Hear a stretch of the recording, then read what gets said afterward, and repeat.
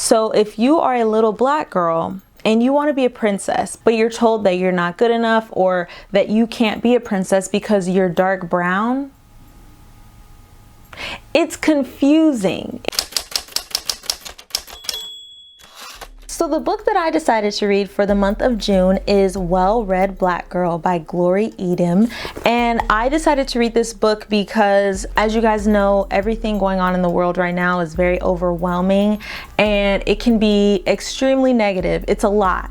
And this book has really allowed me to just stay empowered and to stay happy about who I am and what I stand for. And it's inspired me to really just tell my story. It's all about Black women's stories and the importance of sharing our story with the world. So I love it. It's here in my life at the perfect time. The whole point behind Well Read Black Girl, which started off as an online community, now it's this humongous, amazing entity, like a gigantic worldwide book club for Black girls to discuss what books and what literature is inspiring them and what everyone's reading and the connection to the reading. In the book, Glory says, I created Well Read Black Girl because I wanted to develop a creative space where Black women's voices could be centered. It's a call to action for Black women to freely define their own narratives on their own terms. Sometimes our stories are included, but they're not true, they're not accurate, and then other times our stories are just not included at all.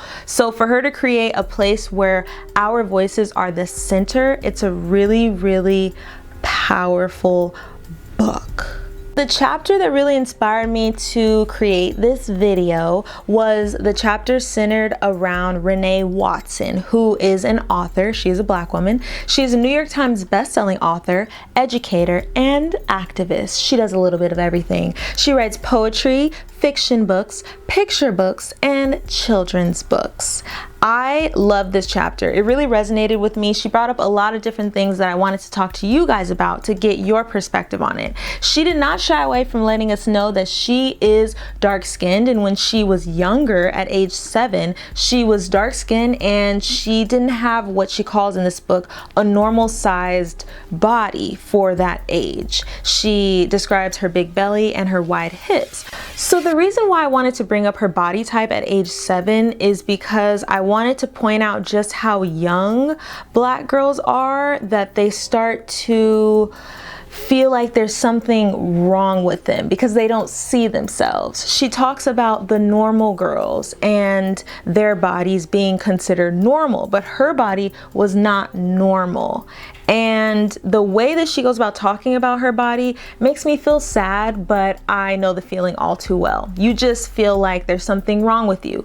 And she mentioned that. She says, by the 5th grade, I knew my body was the wrong kind of body because all we see are thin white bodies. So just imagine you're a little girl and you see advertisements and commercials and things, but the only people in these commercials are skinny. Not to say there's anything wrong with being skinny, but they're skinny and they're white. If you see these images constantly over and over again and you know that you don't look like that, you start to think that there's something wrong with you.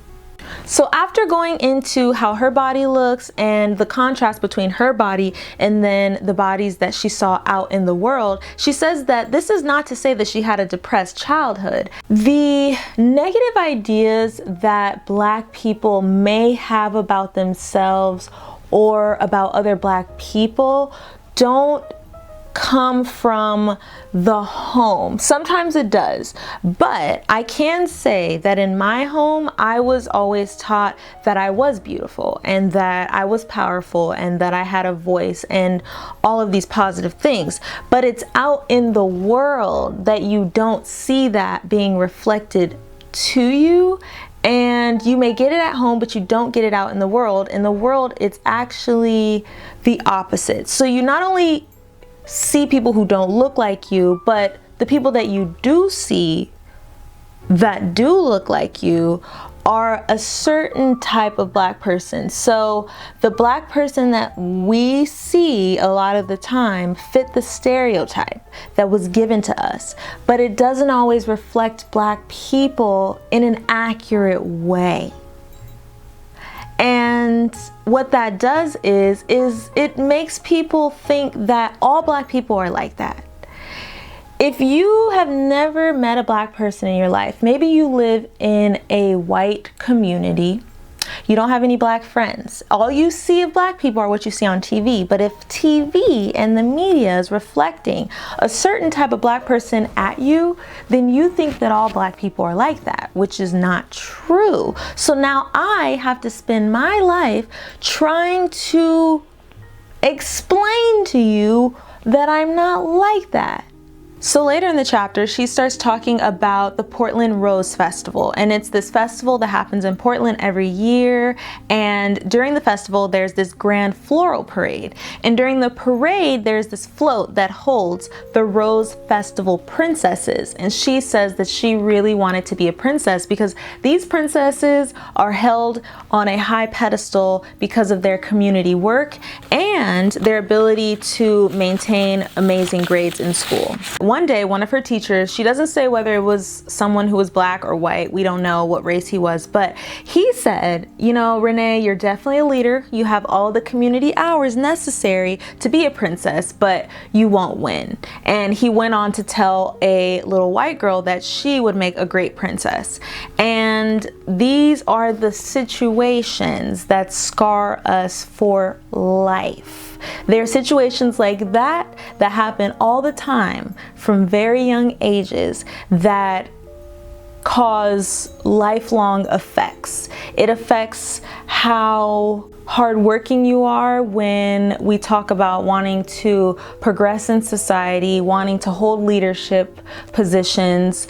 It all depends on the support you had when you were little. So if you are a little Black girl and you want to be a princess, congratulated and celebrated for getting good grades and doing community work, but you're told that you're not good enough or that you can't be a princess because you're dark brown. It's confusing. It's confusing and it's heartbreaking, but more confusing than anything at that age. Renee ends up going for it anyway. She runs to be a princess. The whole school votes for her, which I thought was really interesting because it seems like it's older adults, the authority, that kill little dreams. They kill the dreams of children. It was the teacher who said that she could not make it as a princess. She wouldn't get it. She wouldn't win. But when she goes ahead and runs, which we always have to do, we have to pursue our dreams despite what everyone else tells us. That's another thing we can talk about, is just the strength and the courage and everything that it takes for us to pursue our dreams when the world is telling us that we can't or that we shouldn't. But anyways, so she goes after it anyway, and the school votes for her, which just goes to show that a lot of the time, the people that are killing the dreams of children are adults, sadly. Teachers, parents, miserable parents a lot of the time, people that shouldn't be parents, people who don't know how to be parents. I spent my adolescence feeling free, loved, and beautiful at home, and suffocated, interrogated, and abnormal with these girls. These girls meaning the white girls who also got crowned princesses of their school. I learned how to contort myself physically and emotionally, which is something we do often, in order to fit into the confined spaces available for me.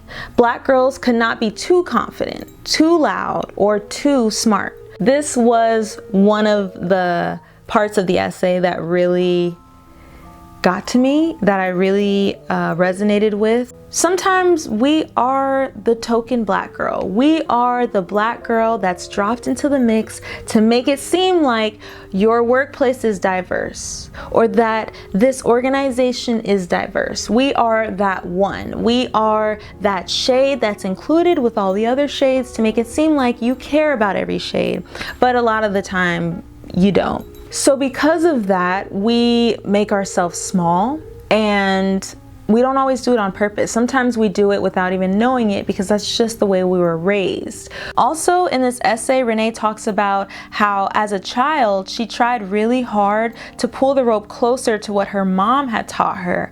And she tried to hold on to the legacy left behind by all of the ancestors.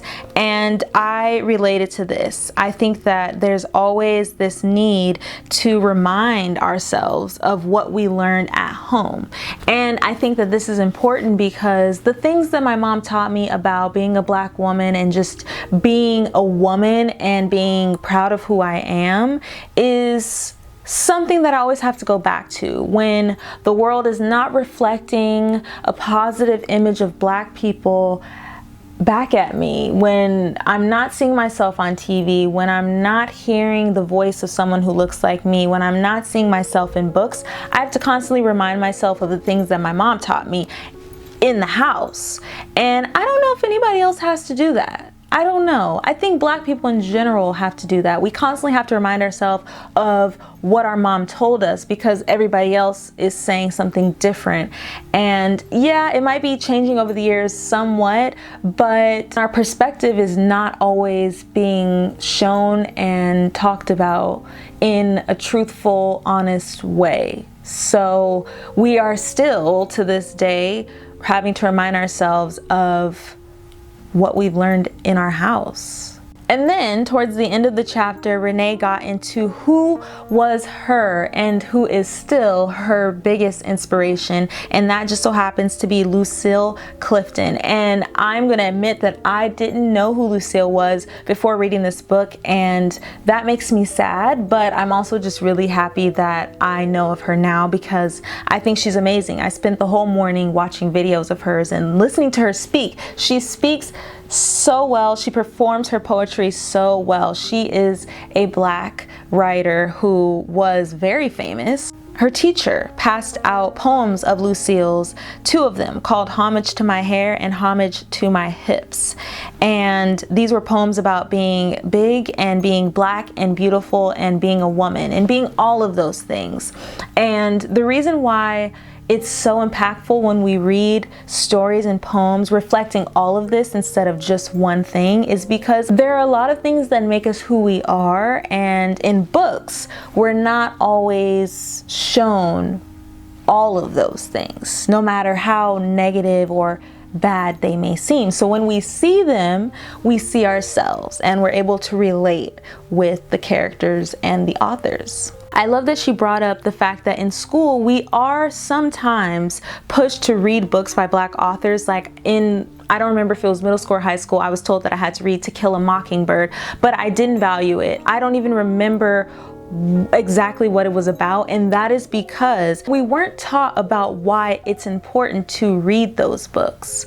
And it sucks to know that they didn't talk about that. Like, yes, they assigned it as reading, but as a class we didn't have discussions that went that deep into the language that was being used and about the history and about the characters and about the stories that were being told. I kind of want to go back to Lucille Clifton really quick because she's amazing, and in the book she says that her poems such as Homage to Hair and Homage to Hips were really important to her because they intersected Blackness and womanness. So Lucille Clifton has never been afraid to admit that she was thicker, that her hips were wide, and that her hair was nappy, and all of these different things about her that are beautiful. And those are the things that allow us as Black women to connect to these women and to find beauty in how we look. What's great about this book is that throughout the book there are recommendations for books written by Black authors of color, science fiction and fantasy books by Black women, plays by Black women, we have poetry by Black women, we have classic novels by Black women. So even if you're just a little bit interested in the Black woman's perspective, I suggest you go get this book because there are so many book recommendations about Black women and it never ends. So before I go, I just want to say thank you for subscribing. If you're subscribed to my channel, I am mind blown that I just surpassed 150 subscribers. Thank you guys. I'm glad you're enjoying the content. Thank you for always being so engaging in my comments. Thank you for staying positive. Thank you for being open-minded, and thank you for listening to what I have to say. It really means a lot, especially right now. So thank you. And for any of you guys who are coming across me for the very first time, welcome. I'm glad we've connected here on the internets. And yeah, I'll see all of you guys in my next video. Bye.